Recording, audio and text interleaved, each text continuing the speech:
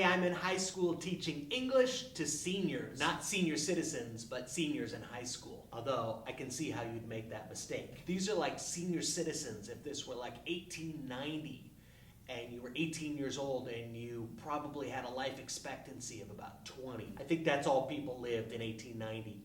They only lived to about 20 years old. And pretty much everyone died in childbirth, except for the ones that didn't. And then they had to work really hard on the farms. That's my impression of history. You died really, really early, you worked really, really hard, and you married the girl next door. Unless you were a girl. And then you became a writer, living on the plains. I know a lot about history. Most people died in childbirth, no one lived past the age of 20, they worked really, really hard, and if you were a girl in the late 1800s, you wrote books about living on the prairie. This is why I'm a substitute teacher and not a real teacher. Today, we're watching a movie. We're watching Stand and Deliver. The great Edward James Olmos plays Jaime Escalante. They call him Chemo in the movie. This is the movie where Lou Diamond Phillips became really, really famous.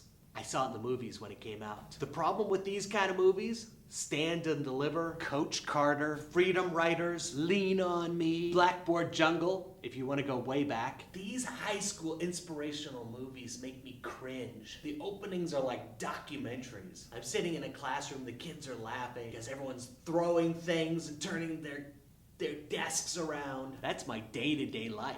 Beginning of my day is usually like Stand and Deliver. Could be a lot worse. The beginning of my day could be like Stephen King's The Stand, where everyone drops dead from an awful virus. Or the movie Virus, where everyone drops dead from a virus. Or Contagion, where everyone drops dead from a virus. Or Andromeda Strain, where everyone drops dead from a virus. Or The Walking Dead, where everyone turns into a zombie from a virus. Or Night of the Living Dead, where everyone turns into a zombie from a virus. I'm seeing a theme here in movies.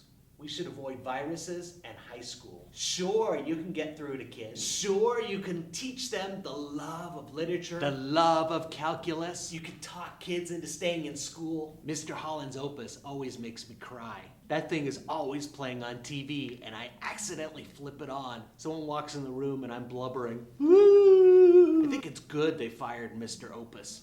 Dead Poet Society. That was Robin Williams in his serious phase. Good Will Hunting, Awakenings. He played a nerd doctor in that one. If I were a kid in high school, I would totally listen to Robin Williams. They should do a movie called Hey Mr. Sub. Every time I walk into a high school, I get this attitude.